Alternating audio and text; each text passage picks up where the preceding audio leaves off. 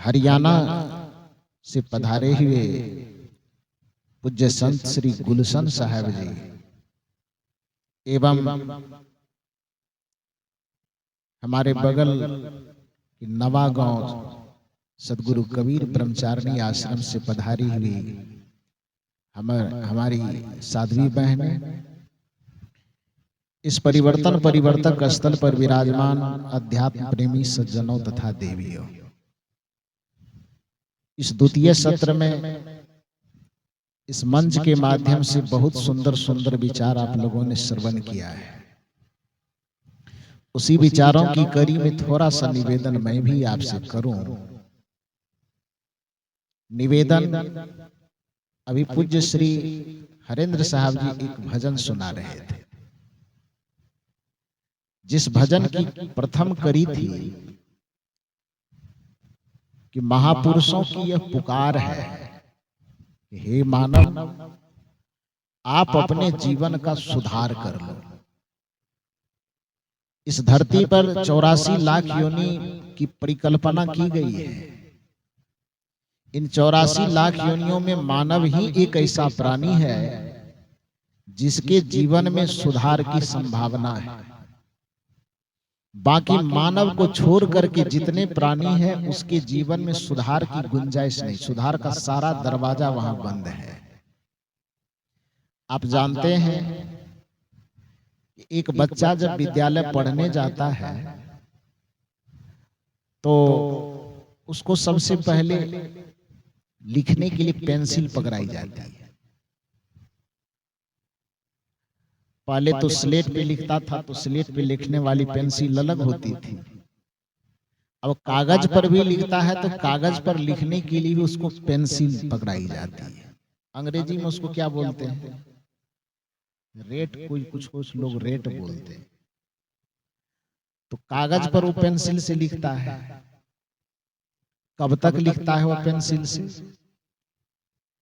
2-4 class तक जब तक पढ़ता है तब तक उसके हाथ में पेंसिल थमाई जाती है।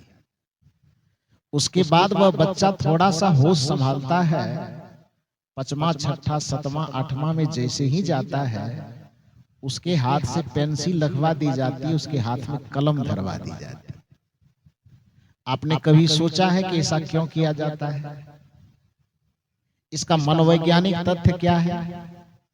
इसका मनोवैज्ञानिक तथ्य यह है कि जब तक बच्चे नासमझ हैं, उसको पुस्तक की समझ नहीं है, लेखनी की समझ नहीं है, तब तक उसके हाथ में पेंसिल इसलिए धराई जाती है कि पेंसिल से कदाचित कुछ गलत लिखा गया हो तो उसको वह मिटाने वाले से मिटा करके शुद्ध कर सकता है। लेकिन जब थोड़ा सा होश संभालता है तो उसके हाथ में कलम इसलिए थमा जाती है कि अब तुम्हारी गलती देखने के लायक है, यदि अब गलती होगी तो उसको मिटाया नहीं जा सकता है।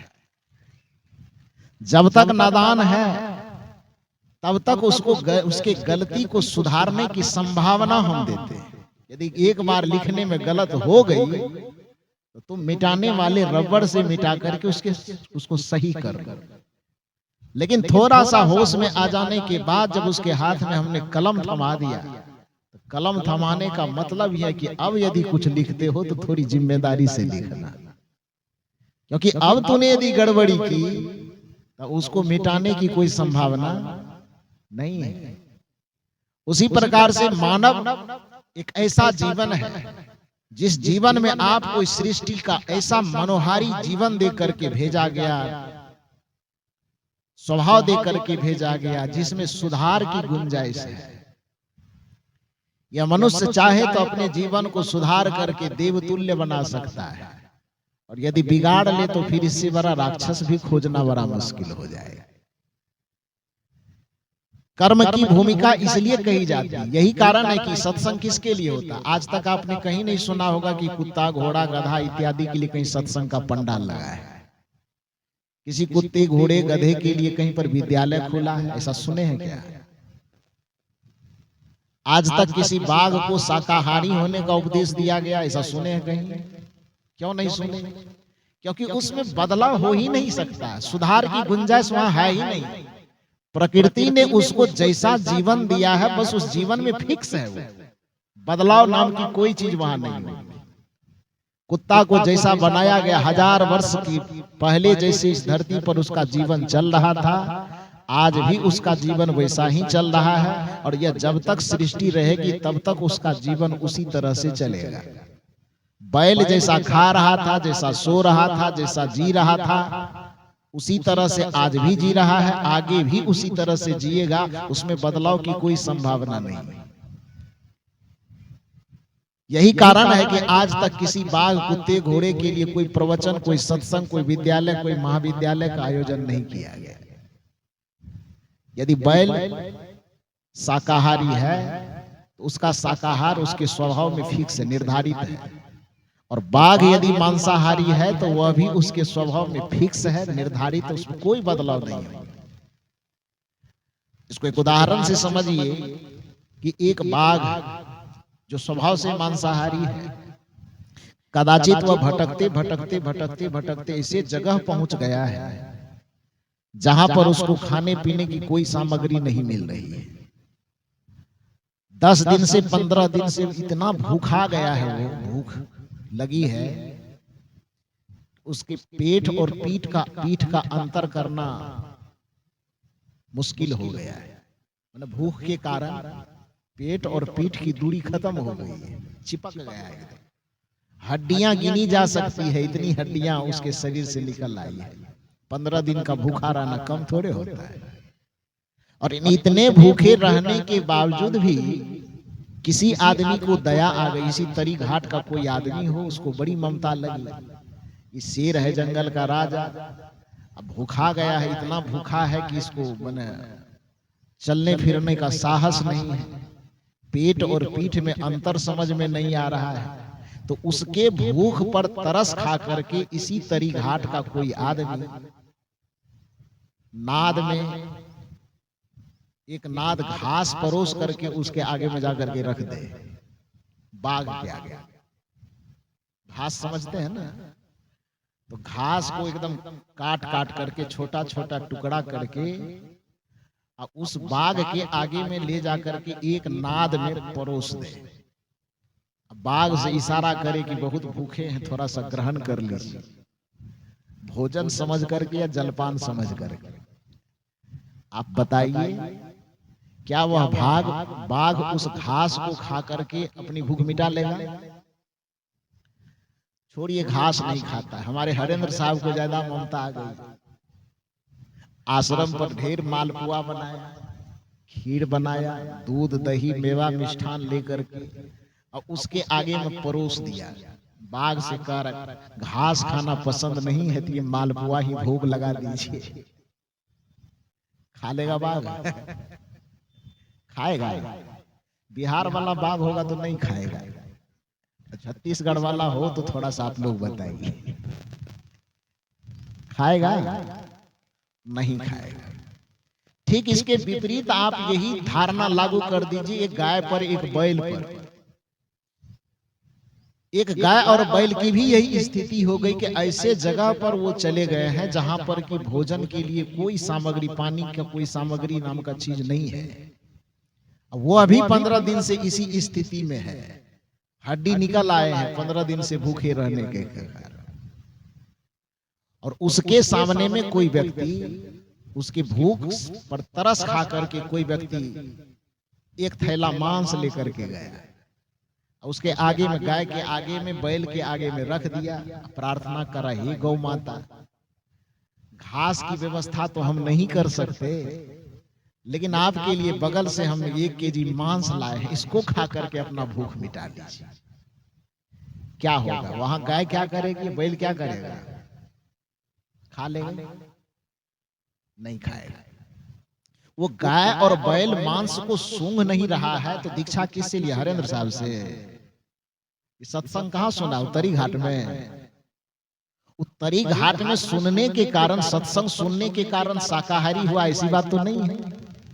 और एक बाघ यदि मांसाहारी है तो वो मांसाहारी किसी कुसंगी के संग में, चक्कर में फंस करके किसी बिगड़े हुए आदमी के संसर्ग में जाकर के वो बाघ बिगड़ गया है, ऐसी भी बात नहीं है। बाघ न किसी गलत संगति में आकर के बिगड़ा है और न बैल और गाय किसी सत्संगति में आकर के सुधरा है।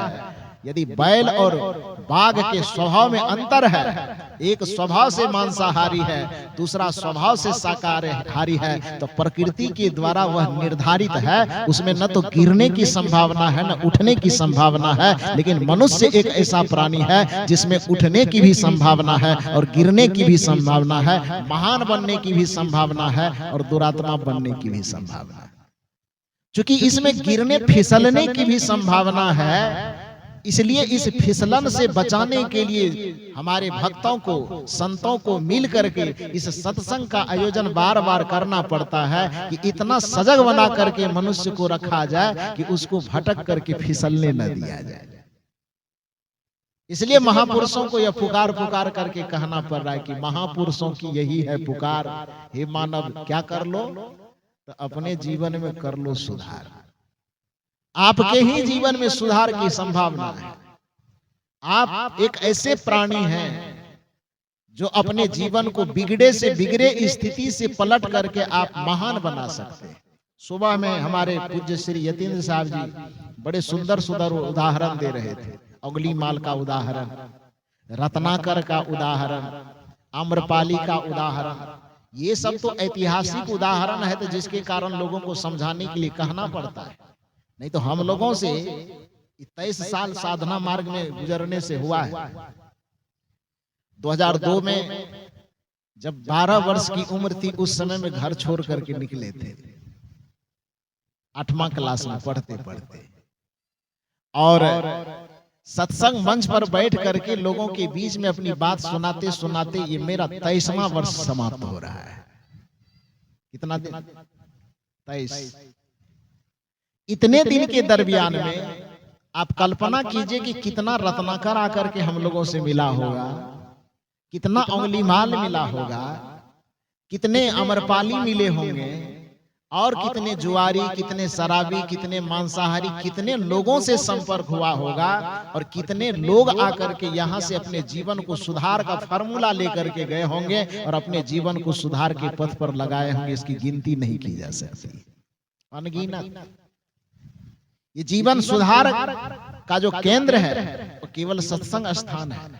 परम पूज्य सदगुरु श्री अभिलाष साहब जी अपने प्रवचनों के दरमियान बारंबार कहा करते थे कि मनुष्य के पास सबसे बड़ी कमजोरी यह है कि वो हर चीज को सुधारने की व्यवस्था तो कर लेता है, लेकिन उसका संस्कार बिगड़ जाए, उसका विचार बिगड़ जाए, उसका व्यवहार बिगड़ जाए, उसकी बुद्धि बिगड़ जाए, तो उसको सुधारने का वह कोई संकल्प नहीं लेता। वरना सुधार तो उसको भी प्रिय है।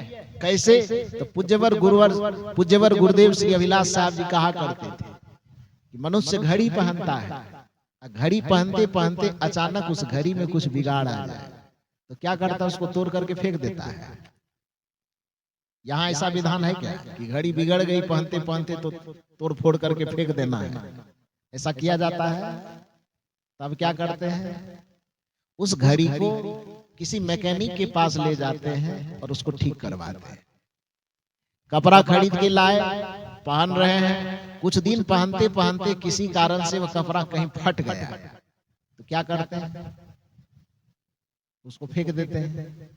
तब सिलाई करने वाले जो कारीगर हैं उसके पास ले जाते हैं और दोबारा उसको सिला देते हैं। सिलाई तो सुधार ही है ना। कपड़ा फट करके बिगड़ गया तो दर्जी के पास जाकर के, सिलाई वाले कारीगर के पास जाकर के उसको ठीक कर दिए। ठीक करना ही तो सुधार कहलाता है। चप्पल जूता पहनते पहनते फट गया, उसको ले जाकर के किसी मोची के पास, किसी कारीगर के पास उसको ठीक करवा दिया। शरीर और स्वास्थ्य में बिगाड़ आ गया, सर्दी आ गई, बुखार लग गया, पेट दर्द हो गया, माथा दर्द हो गया, तो इसको सुधरवाने के लिए हॉस्पिटल मेडिकल जाते हैं कि नहीं जाते हैं? तो आदमी के स्वास्थ्य में बिगाड़ आ जाए तो उसको सुधारने के लिए वह तत्पर रहता है। आदमी के कपड़े बिगड़ जाए, फट जाए, तो उसको सुधारने के लिए वह तत्पर रहता है। आदमी के हाथ में पहनी हुई घड़ी बिगड़ जाए तो उसको सुधारने के लिए वह तत्पर रहता है। कमर का बेल्ट, पैर का जूता बिगड़ जाए, माथे की टोपी बिगड़ जाए, उसको सुधारने के लिए वह तत्पर रहता है। लेकिन दुर्भाग्य की बात है कि मनुष्य का मन यदि बिगड़ता है, बुद्धि बिगड़ती है, तो उसको सुधारने का यह उपाय नहीं ढूंढता है। यदि मन को सुधार करने का यदि स्थान ढूंढा जाए, तो जैसे एक कपड़े को सुधारने का स्थान है दर्जी के पास, स्वास्थ्य में यदि बिगाड़ आ जाए तो उसको सुधारने का एक स्थान है हॉस्पिटल, एक स्थान मेडिकल। यदि आपके और किसी चीज में बिगाड़ आ जाए, आपकी गाड़ी में बिगाड़ आ जाए, तो उसका कहीं गैरेज खुला हुआ है। लेकिन यदि आपको बुद्धि में सुधार करना हो, विचार में सुधार करना हो, संस्कार में सुधार करना हो, स्वभाव में सुधार करना हो, तो उसको ठीक करने के लिए स्थान न तो सरकारों ने कहीं खोला है, न सेठों ने कहीं खोला है। उसको सुधारने का स्थान बस एक ही स्थान है, जिसका नाम है सत्संग का स्थान और गुरु का दरबार। इसलिए कहा जाता है दरबार में सच्चे सदगुरु के दुख दर्द मिटाए जाते हैं। दुनिया का हर एक बिगड़ा हुआ इंसान सत्संग में डुबकी लगा करके पवित्र हो जाता है, सुधर जाता है। साहब बता रहे थे, अभी मैं मंच पर आ रहा था तो आपको गिना रहे थे, व्याकरण पढ़ा रहे थे। ऊंच का उल्टा क्या होगा, उल्टा नीच पूछ रहे थे, नीच का उल्टा क्या होगा, पावन का उल्टा क्या होगा। तो स्वाभाविक बात है, जब कोई पतित होता है तो सत्संग में आकर के पवित्र हो जाता है।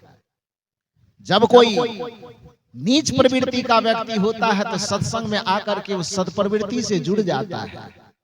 जब कोई कुसंगी होता है तो सत्संग में आने के साथ उसका रास्ता बदल जाता है, वह सुसंगी हो जाता है, सत्संगी हो जाता है। जब कोई पापी आदमी सत्संग ज्ञान गंगा में आकर के डुबकी लगाता है तो वह पापात्मा बन करके पुण्यात्मा बन करके निकलता है। इसलिए सदगुरु का जो दरबार है, जब पूरी दुनिया से आदमी ठोकर खा जाता है, तो सत्संग के दरबार में, गुरु के दरबार में आने पर वह सीने से लगा करके समेट लिया जाता है कि आओ तुम्हें यहां सुधार करके तुम्हारा उद्धार कर देंगे। कदाचित कोई भगवान के पास जाता है तो भगवान के पास सुधार की संभावना नहीं होती। कुछ लोगों को लगता है कि हम पाप किए, अपराध किए, भूल किए, चूक किए, भगवान के शरण में जाएंगे, भगवान क्षमा कर देंगे। भगवान की सृष्टि, भगवान की संरचना इस संसार में सुधार के लिए हुआ ही नहीं है। आपको जानना चाहिए, इस बात को समझना चाहिए कि पाप के सुधार के लिए भगवान का अवतरण इस संसार में हुआ ही नहीं है। क्यों? क्योंकि इस पूरे संसार में अवतरण के जो दो कारण बताए गए, अवतरण के दो आधार बताए गए, एक संत का अवतार और एक भगवंत का अवतार बताया गया ना। एक संत का और दूसरा भगवंत का। आपने देखा होगा जब यूपीएससी कोई क्रैक करता है विद्यार्थी, तो वहां से दो प्रकार की धारा निकलती है, एक आईएएस की धारा, एक आईपीएस की धारा। दोनों का रैंक एक ही है, आईएएस आईपीएस। कोई कलेक्टर बनेगा, कोई एसपी बनेगा, तो दोनों का रैंक बराबर होगा कि अलग अलग होगा? बराबर होगा। लेकिन दोनों का जो कार्य विभाग बंटवारा होगा वो अलग अलग होगा। आईएएस का कार्य विभाग होगा पूरे जिला के विकास कार्य को देखना, और आईपीएस का विभाग क्या होगा? पूरा जिला के प्रशासनिक व्यवस्था को संभालना होगा ना। हमारे बिहार प्रदेश में जब सरपंच और मुखिया का चुनाव होता है, जो आपके छत्तीसगढ़ में भी होने वाला है, तो वहां का विधान है सरपंच प्रशासनिक व्यवस्था को देखता है और मुखिया जो है वो विकास व्यवस्था को देखता है। लेकिन यहाँ पर, हालांकि एक बार मैं कह दिया था, वहां बिहार से जैसा देख के आया था, तो वही बात मैं यहाँ बोल दिया। बाद में कुछ लोग आकर के कहे साहब यहाँ ऐसा नहीं है। मैंने कहा तब कहा यार, सरपंच का मतलब ही है विकास कार्य को देखने वाला। ऐसा ही है ना, सब फंड वंड का बंटवारा सरपंच यहाँ करते हैं। तो यहाँ जो प्रशासन व्यवस्था वाला देखता है, पंचायत वगैरह जो करता है, वो कौन सा पद है? वो पद नहीं होता है, सचिव होता है। नहीं, सचिव तो उसके साथ में सिग्नेचर उसका भी होता है। खैर अलग अलग विधान है, तो उसके उदाहरण को मत समझिए। लेकिन यूपीएससी में आप आईएएस आईपीएस को तो समझ सकते हैं। यदि कोई कलेक्टर है तो उसके जिम्मेदारी कार्य सौंपा जाता है कि पूरे जिले के विकास कार्य को वो देखे। और यदि कोई एसपी है तो रैंक तो उसका वही होगा, लेकिन उसका काम होगा कि वह पूरे जिले के प्रशासनिक व्यवस्था को देखे, न्याय व्यवस्था को देखे, यही न काम है उसका। ठीक उसी प्रकार से इस संसार में सनातन परंपरा में जो अवतरण के दो विधा बनाए गए, वो अवतरण के दो विधा है, एक संत का अवतरण, दूसरा भगवंत का अवतरण। और दोनों अवतरण को अपना अपना कार्य विभाग सौंपा गया। क्या सौंपा गया? संत के अवतरण का हुआ कि संत को कहा कि भाई आपका अवतार इसलिए इस संसार में हो रहा है कि जब जब इस संसार में अधर्म बढ़े, पाप बढ़े, विकार बढ़े, बुराई बढ़े, तो आप इस धरती पर जा जा करके पूरे दुनिया की बुराई का सुधार कर दें, इसलिए संत को इस संसार में भेजा गया। फिर प्रश्न हुआ कि भगवंत तब किस लिए आए भाई? तो कहा जाता है कि भगवंत का अवतरण इसलिए होता है कि जब जब पाप बढ़ जाए, विकार बढ़ जाए, बुराई बढ़ जाए, अवगुण बढ़ जाए, तो भगवंत इस धरातल पर आकर के पापियों का संहार कर देते हैं। अब दो शब्द आपके सामने में आया, सुधार और संहार। सुधार का मतलब क्या होता है? यदि कोई चीज बिगड़ा हुआ है तो बिगड़े हुए चीज को ठीक कर देना, यह सुधार कहलाता है। और संहार का मतलब क्या होता है? यदि कोई चीज बिगड़ गया तो बिगड़े हुए चीज को तोड़ ताड़ करके, मड़ोड़ करके खत्म कर देना, मिटा देना, उसको संहार कहा जाता है। यदि आपको ये सुधार और संहार की परिभाषा समझ में नहीं आती तो एक उदाहरण मैं देता हूं। श्री राम भगवंत के अवतार है। सनातन संस्कृति में मान्यता है कि श्री राम भगवंत के अवतार है, श्री कृष्ण भगवंत के अवतार है।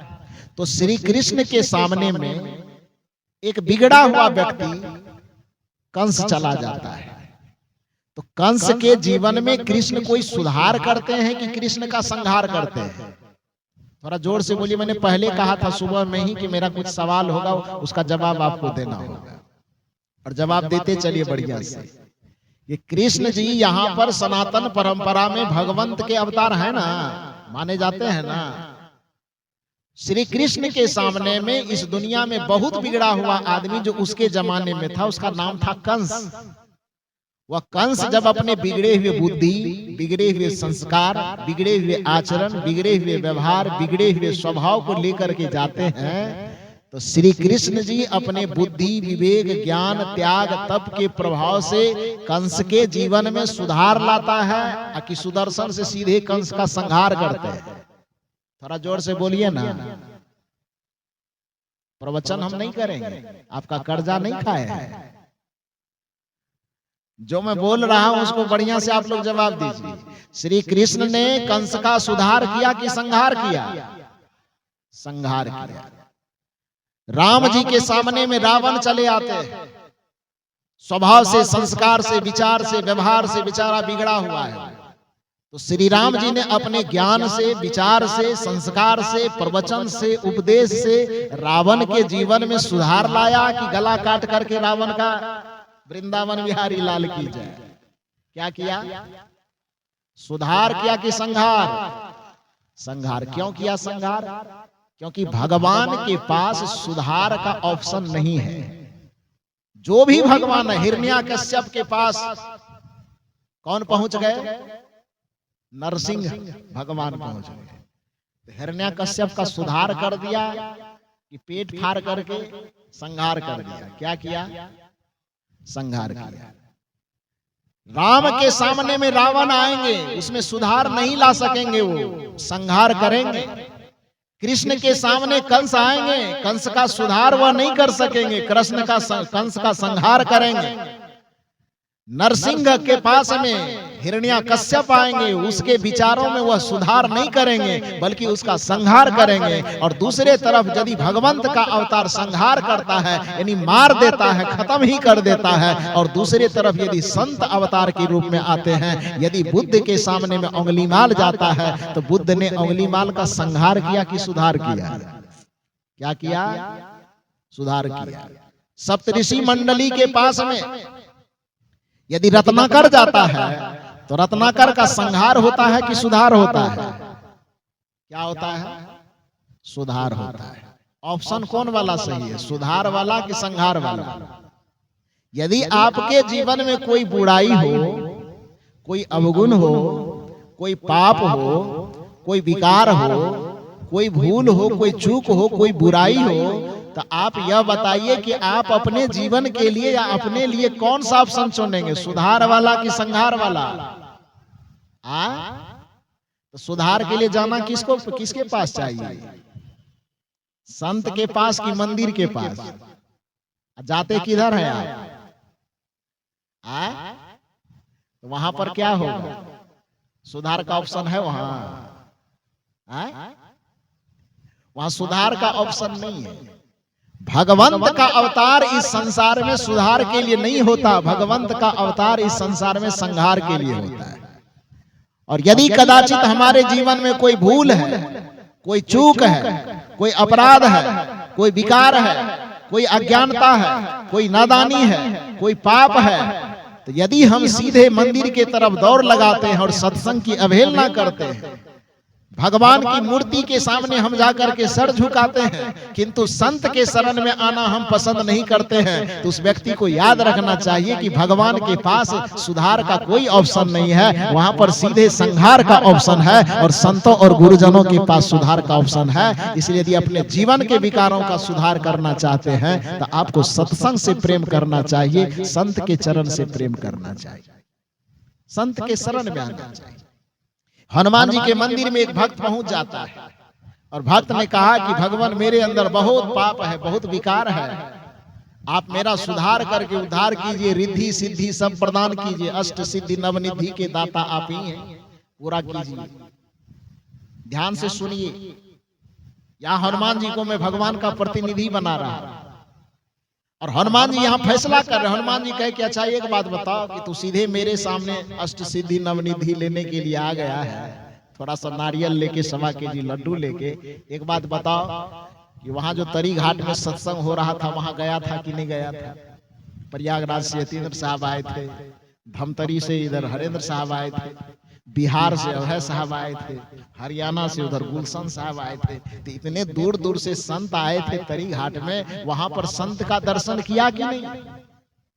ये कौन कह रहे हैं? हनुमान जी कह रहे हैं।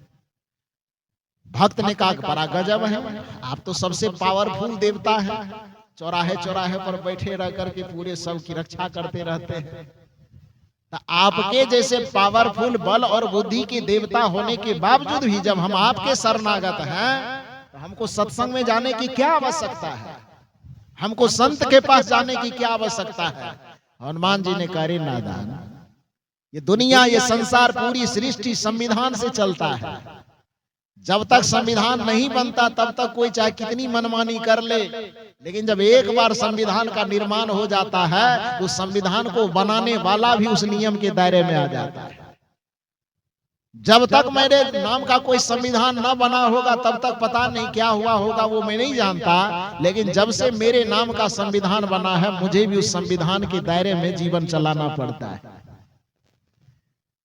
जो भक्त गया था मंदिर में थोड़ा अचंभा रह गया, उन्होंने कहा, हनुमान जी, ये तो पहली बार मैं सुन रहा हूं कि भगवान का भी कोई संविधान होता है। हनुमान जी ने कहा, बिल्कुल होता है।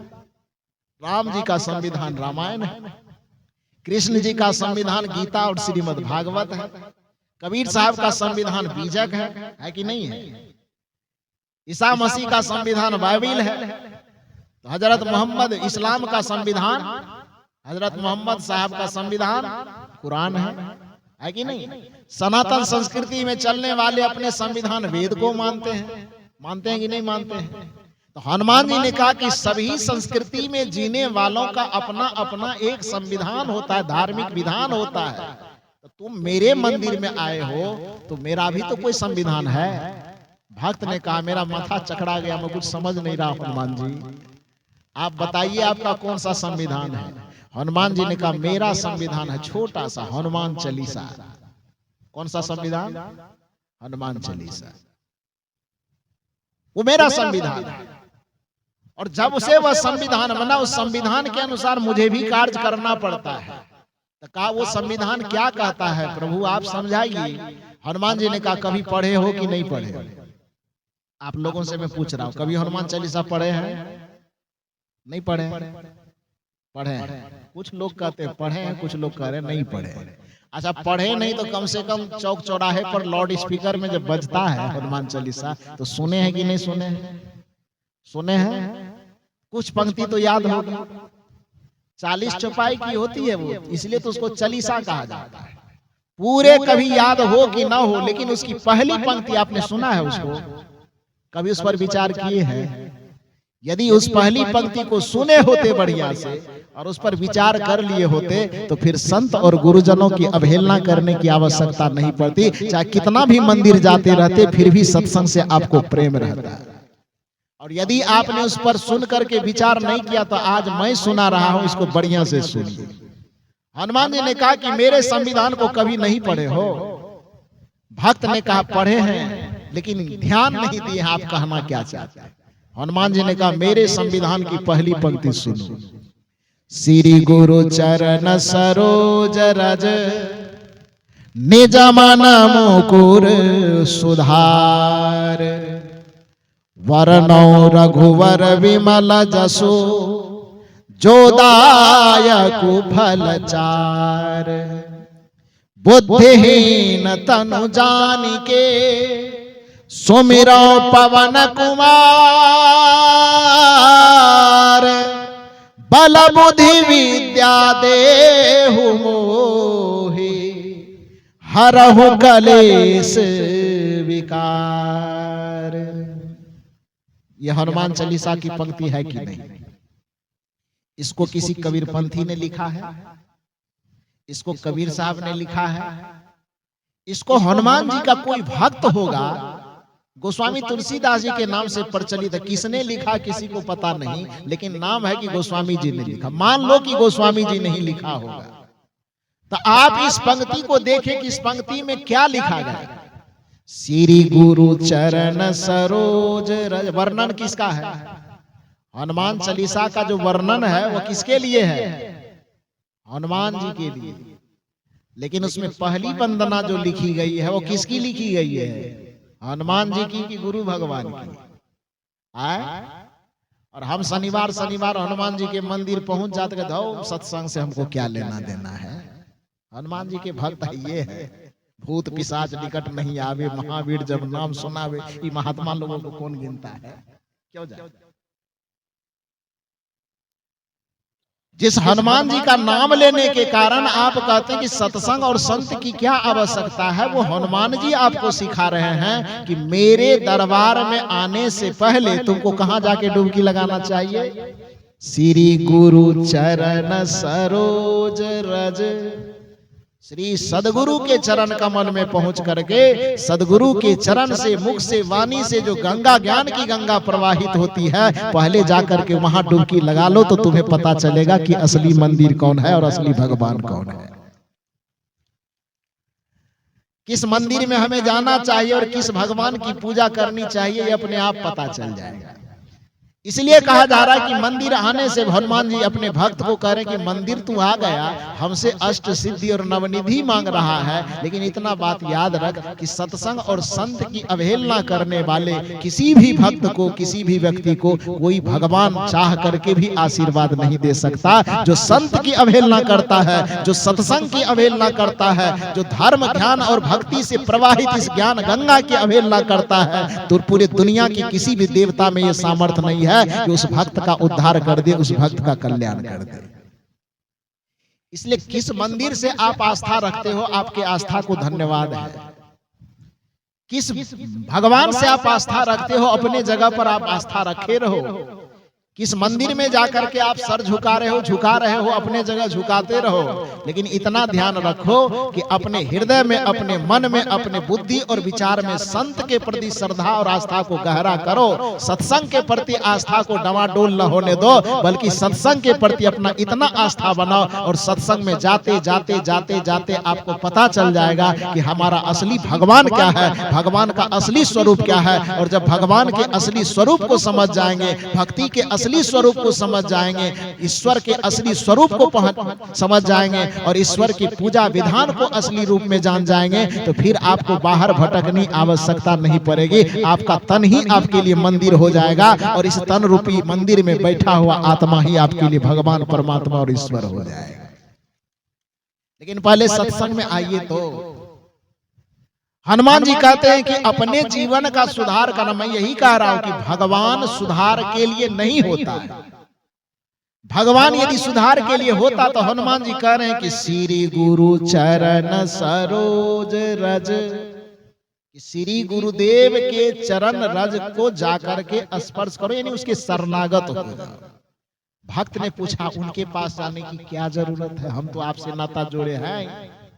हनुमान जी कहते हैं निज मन मुकुर, संहार की सुधार, थोड़ा जोर से बोलिए, निज मन मुकुर सुधार। श्री गुरुदेव के चरण में जाकर के शरणागत हो जाओ। प्रश्न हुआ क्यों? तो हनुमान जी कहते निज, निज मन अपना, मन समझ रहे हैं ना, निज मन मुकुर, मुकुर का मतलब क्या होता है? मुकुर का मतलब होता दर्पण, आईना। मन रूपी आईने को सुधारने के लिए कहा, क्योंकि मन रूपी आईने में ही उस भगवान का साक्षात्कार होगा। इसलिए कबीर साहब ने कहा कि परमात्मा आपके घट में दर्शेंगे, उसके लिए मन रूपी दर्शन का, दर्पण का साफ होना आवश्यक है। कबीर साहब का एक पद है ना, गुरु से कर ले मेल गवारा का, सोचत बारंबार। इस पद में एक कड़ी आती है, जो दर्शन को दिल चाहिए, तब दर्पण मांजत रहिए। यदि अपने भीतर में बैठे उस परम सत्य का, उस रमैया राम का दर्शन करना चाहते हो, तो अपने चित्त रूपी, मन रूपी दर्पण को क्या करते रहो? मांजते रहो। जो दर्शन को दिल चाहिए, तब दर्पण मांजत रहिए। क्यों मांजना है? क्योंकि जब दर्पण में लागी काई, तब दरस कहां से पाई। इसलिए गुरु से मेल करो ताकि वो काई को मिटा दे। गुरु से कर ले मेल गवारा का, सोचत बारंबार। गुरु से मेल करो ताकि मन और चित्त रूपी दर्पण पर जो अनादि काल से लगे हुए विकारों का मैल है, गुरु के शरण में जाने से वह छूट जाएगा। जिस दिन यह मन आपका दर्पण की तरह चमकना शुरू हो जाएगा, कबीर साहब का यह दावा है कि कबीरा मन निर्मल भया जैसे गंगा नीर, तो फिर किसी भगवान को खोजने की आवश्यकता नहीं पड़ेगी, बल्कि दुनिया के सभी देवी देवता और भगवान पीछे पीछे हरि फिरे। कहत कबीर कबीर साहब कहते हैं उस भक्त के पीछे पीछे दुनिया के सारे भगवान घूमते हैं, जिस भक्त का मन एकदम दर्पण की भांति निर्मल हो जाता है, गंगा की भांति पवित्र हो जाता है। कबीरा मन निर्मल भया जैसे गंगा नीर, तो पीछे पीछे हरि फिरे। कहत कबीर कबीर।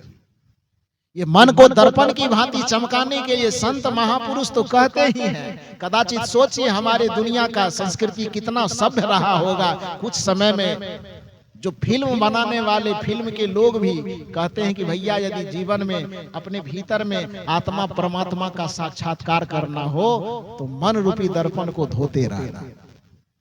वेद में तो एक कहता है, कहा ही जाता है, वेद में भी ऋचा आई है, उपनिषद में ऋचा आई है कि अंतः शरीरे ज्योतिर्मयो ही शुभ्रो यंग पश्यन्ति यत्यः क्षीण दोषाः, कि अंतः शरीर के अंतःपुर में ही वह परमात्मा निवास करते हैं, लेकिन उसको वही देख सकता है यत्यः क्षीण दोषाः, जिसके चित्त पर से समस्त दोष का आवरण उतर चुका हो, विकार का आवरण उतर चुका हो, वही अपने घट में उस परमात्मा का दर्शन अनुभव कर पाए।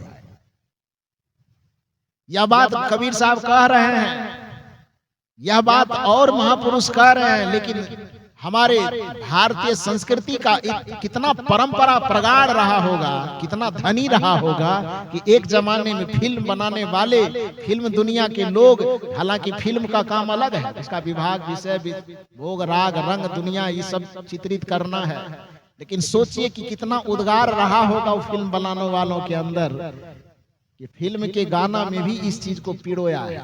वो गाना शायद आप लोगों को याद हो, मैं गुनगुनाऊं तो आपको याद हो जाए। तोरा मन दर्पण कहलाए, सुने इसको, गाना समझ के सुने कि भजन समझ कर? क्या समझ करके सुने हैं? भजन समझ कर। हम भी बहुत दिन तक भजन ही समझते रहे, बाद में पता चला ये तो फिल्म का गाना है। तोरा मन दर्पण कहलाए, भले बुरे सारे कर्मों को, भले बुरे सारे कर्मों को देखे और दिखावे, तोरा मन दर्पण कहलावे। और यदि यह मन सचमुच में दर्पण की भांति चमकने लगे तो फिर होगा क्या? मन ही देवता, मन ही ईश्वर, मन से बड़ा न को। लेकिन शर्त यह है कि दर्पण की तरह चमकना चाहिए, और ये दर्पण की तरह चमकेगा कहाँ? मंदिर में, तब प्रयागराज में। कहाँ चमकेगा? श्री गुरु चरण सरोज रज, निज मन मुकुर सुधार। गुरुदेव के चरण कमल में अपने मन को दृढ़ता पूर्वक जोड़ देने से, बांध देने से आपका मन दर्पण की भांति चमकने लगेगा। और जिस दिन मन दर्पण की भांति चमकने लगे, सुनिए, मन ही देवता, मन ही ईश्वर, मन से बड़ा न को। मन उजियारा जब जब होवे, जग उजियारा हो, जग से चाहे भाग ले कोई, मन से भाग न पाए, तोरा मन दर्पण कहलाए। भले बुरे सारे कर्मों को, भले बुरे सारे कर्मों को देखे और दिखावे, तोरा मन दर्पण कहलावे। ये प्रत्येक व्यक्ति की जिम्मेदारी है कि जब तक उसके पास जीवन है, जब तक उसके पास जवानी है, जीवन और जवानी रहते रहते हमारे संत और गुरुजनों की पुकार को सुने और अपने जीवन का सुधार करे। क्योंकि जो अपने जीवन और जवानी का सुधार करता है, सच्चे अर्थ में वही अपने जीवन का उद्धार करता है। जो अपने जीवन का सुधार करता है, सच्चे अर्थ में वही भवसागर से पार होता है। क्योंकि जीवन का सुधार ही हमारे उद्धार की पहली सीढ़ी है।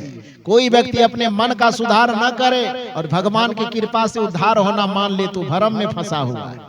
कोई व्यक्ति अपने जीवन का सुधार न करे, मन का सुधार न करे, वाणी का सुधार न करे और किसी पंडित के मंत्र जप देने से वह वैकुंठ पार होना समझ ले, भवसागर पार हो जाना समझ ले, तो इसी को कबीर साहब की दृष्टि में भ्रम कहा जाता है। यदि आप किसी मंत्र से, किसी जंत्र से, किसी तंत्र से, कोई पूजा से, कोई पाठ से, कोई अंगूठी पहनने से, कोई ताबीज पहनने से अपना उद्धार होना मानते हैं, तो केवल और केवल उसमें आपका आर्थिक, मानसिक, वैचारिक शोषण हो रहा है, उससे उद्धार नहीं होता है। क्योंकि उद्धार का रास्ता जब भी खुलता है तो सुधार के दरवाजे से ही खुलता है। जो सुधार के दरवाजे में प्रवेश करता है वही उद्धार के भवन तक पहुंच पाता है।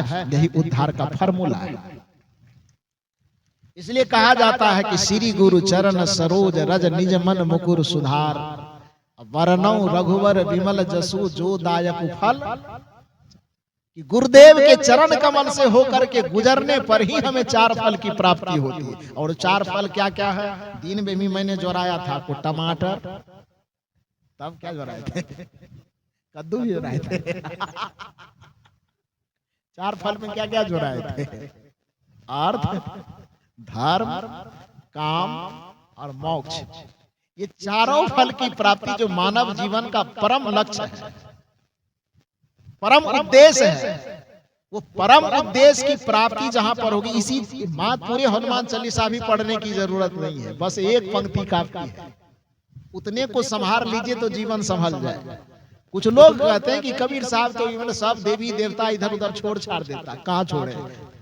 कबीर साहब या हनुमान जी दोनों एक साथ मिले हुए हैं कि अलग अलग बात कर रहे हैं? दोनों की बातें, दोनों का संदेश एक जैसा है कि अलग अलग? अरे हनुमान चालीसा में पढ़ता हूं तो कभी कभी मुझे लगता है, संदेह होता है कि हनुमान जी भी कबीर साहब से जाके न दीक्षा ले लिए हो। हाँ जी,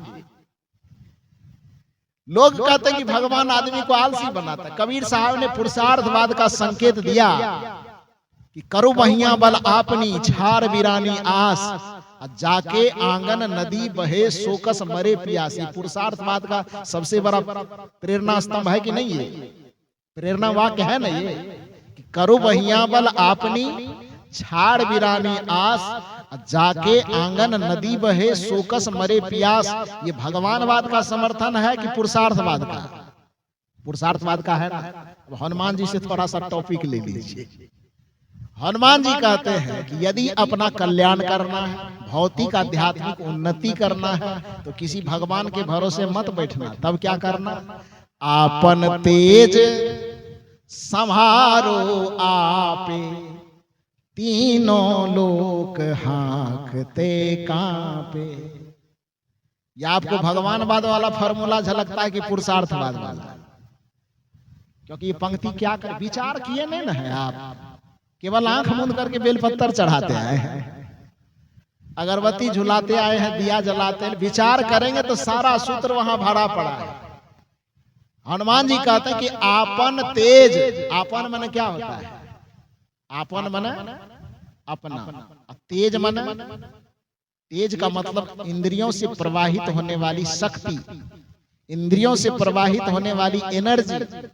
आंख से जो शक्ति प्रवाहित हो रही, कान से जो शक्ति प्रवाहित हो रही, मुख से जो शक्ति प्रवाहित हो रही है, स्पर्श से शक्ति प्रवाहित हो रही है, मन और इंद्रियों से जो शक्ति बाहर में प्रवाहित हो रही है, उसी को आध्यात्मिक भाषा में तेज कहा जाता है। तेज इज इक्वल टू एनर्जी, तेज इज इक्वल टू शक्ति। उसको जो कहिए तो आपन तेज संभालो, किसके भरोसे? आपन तेज संभालो किसके भरोसे? दुर्गा माई की काली माई। आपन तेज संभालो भोले बाबा के भरोसे कि सत्यनारायण बाबा के भरोसे? किसके भरोसे? तो अपने भरोसे संभालो। आपन आस कीजे बहु तेरा, कबीर साहब का फॉर्मूला है। करो बहिया बल आपनी, ये पुरुषार्थवाद का सूत्र है। और हनुमान जी करें आपन तेज संभारो, भगवान के भरोसे। आपन तेज संभारो ऊपर वाले के भरोसे नहीं ना, आपन तेज संभारो अपने भरोसे। तो अपने भरोसे कबीर साहब जब यह बात करें कि आपन आस कीजे बहु तेरा, जब कबीर साहब यह कह रहे हैं कि करो बहिया बल आपनी, छार वीरानी आस, तो ये पुरुषार्थवाद का सूत्र है। तो जब हनुमान जी कह रहे हैं कि आपन तेज संहारो आपे, तो ये पुरुषार्थवाद का सूत्र नहीं है ना जी? और अपने तेज को अपने भरोसे यदि संभाल लोगे, अपने वाणी को अपने भरोसे आप संभाल लोगे, अपने मन और इंद्रियों को किसी भगवान के हवाले नहीं करोगे, अपने पाप और पुण्य की वृत्ति को किसी भगवान के हवाले न करके जिस दिन यह समझ लोगे कि हमारे ही हाथ में हमारा पाप छिपा हुआ है, हमारे ही कर्म में हमारा पुण्य छिपा हुआ है, जिस दिन उस कर्म की धारणा को समझ करके और अपने कर्म, वाणी, मन और इंद्रियों को अपने आप से संभालना शुरू कर दोगे, तो हनुमान जी कहते उसी दिन से तीनों लोग हाँकते कांपे। तुम्हारे एक इशारा से तीनों लोग कांपना शुरू हो जाएगा, थरथराना शुरू कर देगा। आपन तेज संहारो आपे, ऐसा नहीं लग रहा कि कहीं हम गलत अर्थ कर रहे हैं, कि गलत अर्थ की कहीं गुंजाइश नहीं है इसमें, स्पष्ट है। आपन तेज संहारो आपे, मतलब अपने तेज को, अपने शक्ति को, अपने मन को, अपने इंद्रियों को संभालो। किसके मार्फत से? अपने मार्फत से, भगवान के मार्फत से नहीं। कमजोर आदमी होता है जो ऊपर इशारा करता है, जाने ऊपर वाला। बिहार में एक कहानी कहते हैं, आप इजाजत दे तो हम कह दो, कहानी सुना दो। कहा जाता है कि एक बार एक गांव में नाच की व्यवस्था हुई। नाच समझते हैं ना, नाच तमाशा रात में लोग उधर करते हैं, इधर भी शायद होता है। तो एक गांव में 2 4 5 10 चोरों की गुट बैठी, जमात, चोरी करने वाला। और चोरी करने वाले लोगों ने आपस में विचार किया कि भाई ऐसा है कि आजकल अपना धंधा थोड़ा मंदा पड़ गया है, तो इस चोरी को थोड़ा सा बढ़ावा कैसे मिले। क्योंकि अपना अपना जुगाड़, अपनी अपनी व्यवस्था तो सब करता है ना। तो चोर लोगों की बैठक हुई कि धंधा थोड़ा, रोजगार थोड़ा बैठ गया है, तो चोरी को थोड़ा सा बढ़ावा मिले, इसके लिए योजना बनाया। योजना क्या बनाया कि पूरे गांव के लोगों को अपने अपने घर से निकालेंगे रात में। कैसे? कोई उपाय तो करना होगा। तो कुछ लोगों ने कहा ऐसा करेंगे, सत्संग कर देते हैं। धो, सत्संग सुनने लोग थोड़े जाएगा। तब और कुछ कर देते। कहा ऐसा है कि पूरे गांव के लोग अपना अपना घर बिस्तर छोड़ करके ठंडी गर्मी का परवाह किए बगैर एक ही चीज में शामिल हो सकता है, वो है कोई नाच कर दो। तब पूरे गांव के लोग अपना रजाई फेंक करके वहां पर पहुंच जाएंगे। ये परवाह नहीं करेंगे घर में कोई काम बिगड़ रहा है, कि नींद बिगड़ रही, कि ठंडी लग रही, कि क्या लग रही, इसकी परवाह नहीं करेंगे। सत्संग करोगे तो भले कहेगा कोई आदमी जानना चाहिए, हमको पूछा थोड़े है, हम क्यों जाए। नाच में ये सवाल नहीं करता है कि हमको पूछा नहीं है। तो चोरों ने आपस में विचार किया कि सत्संग करोगे तो पूरे गांव के लोग अपना अपना घर छोड़ करके जमा नहीं होंगे। बस एक चीज में जमा हो सकता है, उस चीज का नाम है नाच। तो रात में नाच कर देना। पूरे घर के जितने लोग, पूरे गांव के जितने लोग होंगे, सब रात में 9-10 बजे के बाद इकट्ठा हो जाएंगे। जहां नाच होगा वहां गांव हो जाएगा पूरा खाली। उसके बाद मिला हुआ था नाच पार्टी से चोर सब जी।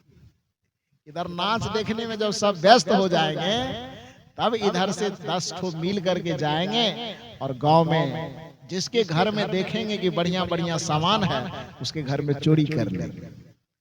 ऐसा ही हुआ। योजना के तहत 8-9 बजे रात से नाच की शुरुआत हुई। नाच देखने के लिए पूरे गांव के लोग, बच्चे बूढ़े जवान जितने थे, पूरे गांव के लोग उस नाच के सामने जमा हो गए। चोरों ने देखा कि अब गांव पूरा सुनसान पड़ गया है, गांव में कोई होगा नहीं। बस वह चोर जिस घर को अपना बनाया था निशाना कि उस घर में चोरी करना है, उस घर में जाकर के वो चोरी के लिए पीछे से प्रवेश किया। और जब पीछे प्रवेश करता है तो घर में चोरी के जितने सामान उसको लेना था, सब सामान ले लिया। संजोग से उसमें 2-4 चोर ऐसा आया था कि बेचारा रात में शायद शाम में भूखे पेट आया था, भोजन नहीं किया था। उस सामान सब इकट्ठा करते करते, खोजते खोजते, बांधते बांधते भूख बड़ी जोर की लग गई। तो उसमें से चोर कहता है भाई ऐसा है कि सामान तो अब चुरा लिए ही है, थोड़ी भूख लग गई है, थोड़ा कुछ खा लेते हैं और उसके बाद सामान लेके जाएंगे तो रास्ते में सामान ढो नहीं पाएंगे, भूखे पेट अपना चलना मुश्किल है, ये सामान कैसे ले जाए। तो कहा अच्छा भूख लग गई है तो थोड़ा खोजा जाए। खोजते खोजते देखा तो संजोग से जो किचन रूम था भोजन बनाने वाला, उसमें देखा कि एक हांडी में खीर बना हुआ है। खीर समझ रहे हैं ना? क्यों नहीं समझे, भारत के लोग हैं तो वो खीर, हांडी में खीर बनी हुई थी। तो शायद हमको लगता है कि चूल्हा पे चढ़े रह गया होगा और बनाने वाले को नाच देखने का इतना उतावलापन होगा कि शायद वो नाच देखने चले गए हो, सोचे हो कि नाच देख के आएंगे तो सुबह सुबह गरम गरम खाएंगे। इसी योजना में वो चूल्हा पर वो खीर को चढ़े छोड़ करके सब नाच देखने चला गया। तो वो सामान तो समेट लिया था घर में चोरी करके, और खीर खाने के लिए कुछ प्लेट पत्तल जो भी उसको मिला होगा वो जमा किया। अब खाएंगे, खाने के लिए जैसे ही बैठने वाले थे तो उसी किचन के बगल में एक कमरा था जिससे खर्राटे की आवाज आई। खर्राटा समझते हैं ना?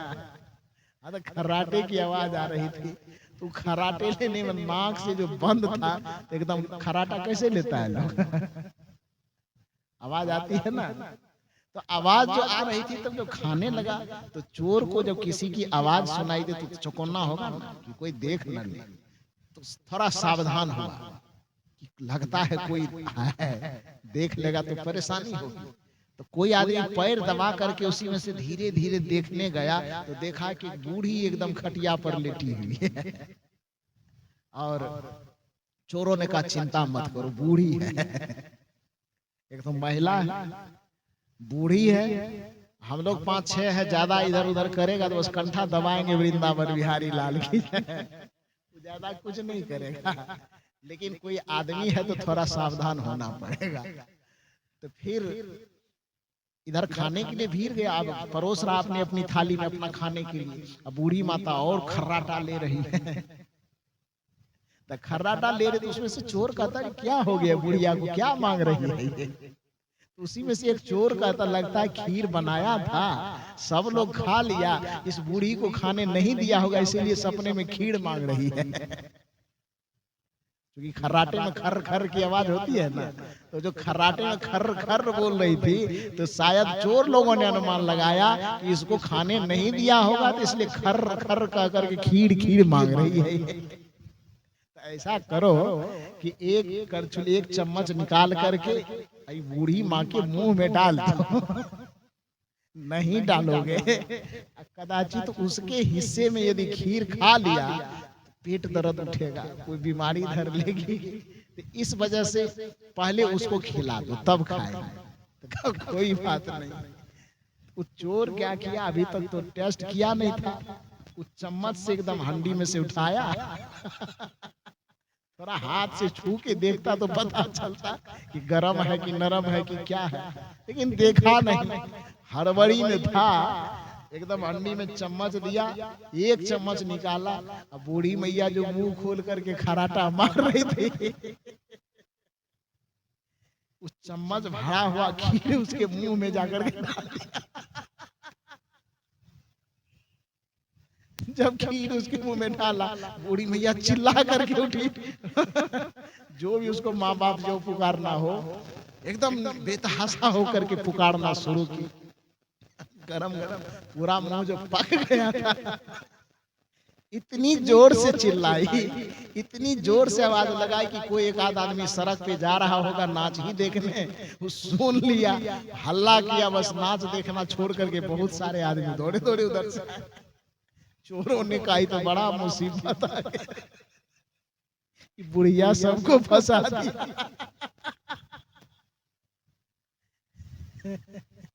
उसमें से डर से कुछ चोर क्या हुआ, बूढ़ी मैया की खटिया के नीचे घुस गया अंदर। कुछ चोर भाग नहीं सका, तो देखा किधर भागे, तो भागे भागे जो घर का जो छप्पड़ होता है ना, तो पुराने में एक ऐसे धड़ेन टाइप का देता, उसको क्या बोलते हैं? पटौआ। पटौआ ठीक है, आपका नहीं कहेंगे, उसका बोलेंगे। तो पटौआ जो था ना उस पे चढ़ गया। जब लोग जमा हुए घर में, लोग जमा होकर के पूछते हैं बूढ़ी माता से, खीर खाना ही था तो थोड़ा ठंडा करके खा लेती, इतना गरम गरम खाने की क्या जरूरत है? बूढ़ी माँ के बाबू हम कुछ नहीं जानते, हम खीर खा नहीं रहे थे।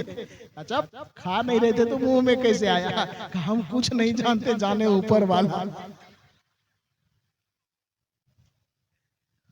आप लोग भी कहते हैं ना, कुछ समझ में नहीं आता है तो क्या कहते हैं? ऊपर वाला जाने। तो बूढ़ी माता भी बार बार कहेगी बेटा हम कुछ नहीं जानते हैं, हम खा भी नहीं रहे थे, ये खीर मेरे मुंह तक कैसे आई मुझे कुछ पता नहीं, जाने ऊपर वाला। लोग कहे अरे अपने मुंह में कैसे से चला जाएगा, कुछ तो की होगी, आखिर खीर यहाँ कैसे आ गया, तू लाई होगी तब नहीं आया होगा, वो हंडी में से वहां किचन में से उठ के यहाँ कैसे आ जाएगा तुम्हारे बेड के पास। कि बेटा मैं कह रहा हूं मैं कुछ नहीं जाने, जाने ऊपर वाला। लोग घेरे हुए थे, अपने अपने तरफ से अलग अलग तरीके से पूछ रहे थे। अब बूढ़ी मैया कोई जवाब ना दे, बस हर एक बात का एक ही जवाब, बेटा हम कुछ नहीं जाने, जाने ऊपर वाला। तो बार बार जो ऊपर वाला ऊपर वाला ऊपर वाला करे, तो 4 ठो पलंग के नीचे में था, 4 ठो पटवा पर था, ऊपर में था। तो बार बार जो बूढ़ी मैया ऊपर वाला करे, ऊपर वाला को बड़ा गुस्सा उठा। उन्होंने वहीं से चिल्ला करके कहा है बूढ़ी मैया चुप, सारे बात ऊपर वाला जाने, नीचे वाला खटिया के नीचे वाला कुछ न जाने।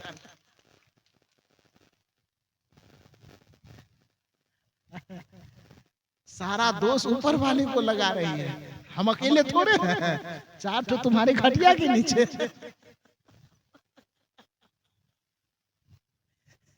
तो सारी जिम्मेदारी ऊपर वाले को मत दो, कुछ जिम्मेदारी नीचे वाले को भी दो।